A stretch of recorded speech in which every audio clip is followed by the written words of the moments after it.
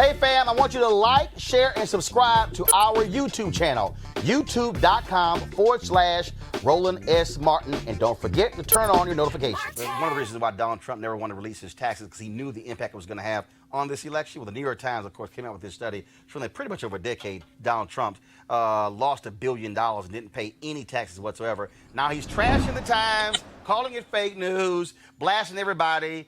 But this is really his Achilles heel because it goes to his heart of questioning him as a real businessman. David Cay Johnston, someone who knows him well. He's written about Donald Trump. He's the author. First of all, he's the founder of DCReport and the author of It's Even Worse Than You Think. David, I never believed he was a damn billionaire because the Forbes list is a lie because they just guesstimate anyway.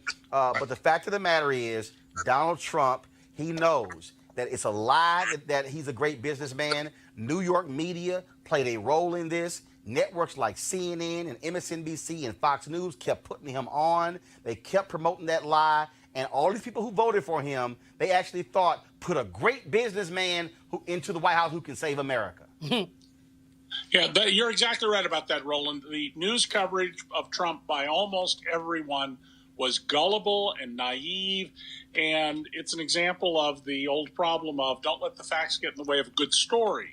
And those of us like Wayne, the late Wayne Barrett, myself, Tim O'Brien, who were documenting that it wasn't true, we were met with, attitudes by even editors when I was at the New York Times of, well, it's not that important. It doesn't matter, and they didn't see what you're seeing now, which is that you have a man in the White House who's a career criminal.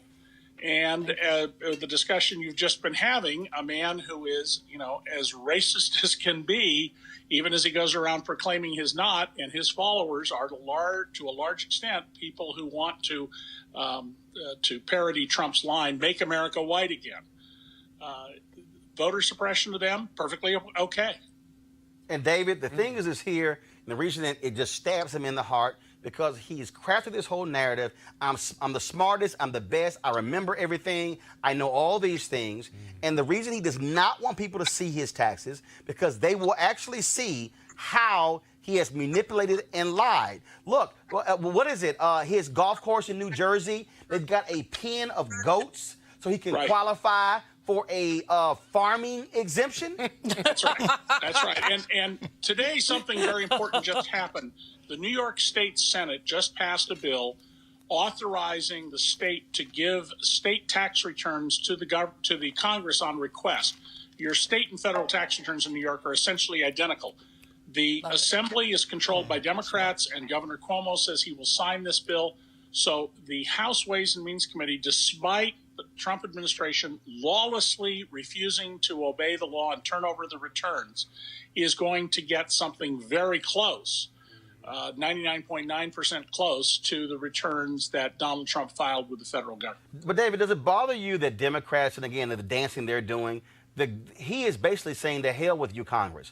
There's a law that says if Congress asks the Department of Treasury for the tax returns of someone, even if they're president, they are to turn it over.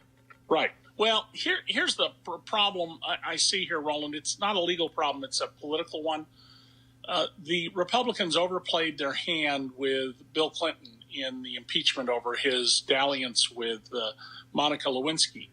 And they're very concerned that a lot of people will see this as an excessive attack on Trump. On the other hand, Trump is goading them to impeach him.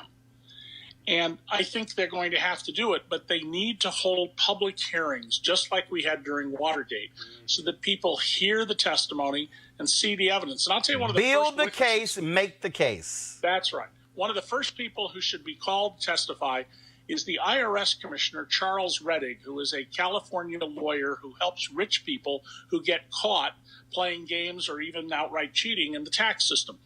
He is the person under the law who is designated to comply and turn over the tax returns, but he's not the one refusing. It's Steve Mnuchin, the Treasury Secretary. Right. I suspect what's going on is that Rettig has told the White House he will not break the law, so they removed it from him. Congress should call Rettig in and ask him exactly that. Great Are point you willing there. to turn these over? Have you been blocked from doing so? You're the person who has, under the delegation order, it's a form of regulation, the responsibility. Why are you not doing this? Last question for you, David. I tweeted about this earlier today, and Priscilla O'Brien was highly critical of these networks who kept putting him on. When I was at CNN, an executive vice president who is still there, I said on the air, I said, Donald Trump has no business being on this air talking about business. There are other CEOs that we can get. I said, when he's on CNN, we should run across the bottom that says, this is for entertainment purposes only. Ken Jouts sent me an email and said, do not criticize when Donald Trump is coming on our air. And I said, no. And that was my point. Wolf Blitzer would go interview Donald Trump at his tower. And I went to his booker and I said to her, what the hell are y'all doing? I said, oh, no, but he's great for ratings. I said, he doesn't know what the hell he's talking about.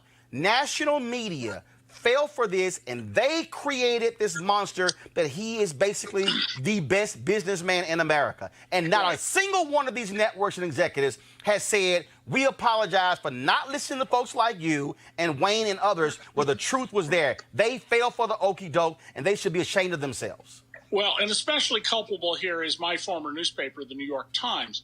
As soon as Donald announced in 2015, I said to myself, oh, my God, he just might pull this off. I dropped what I was doing, which was finishing a book proposing a whole new federal tax system, and went to work on this. And there's an article in the Columbia Journalism Review either today or yesterday pointing out that I was virtually alone out there saying, you need to be asking as journalists the following questions. There were 21 questions I pressed.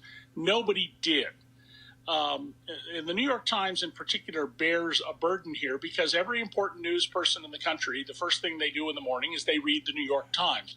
And the Times failed to investigate Trump because the attitude among those editors whom I know was everybody knows he's a crook and a charlatan.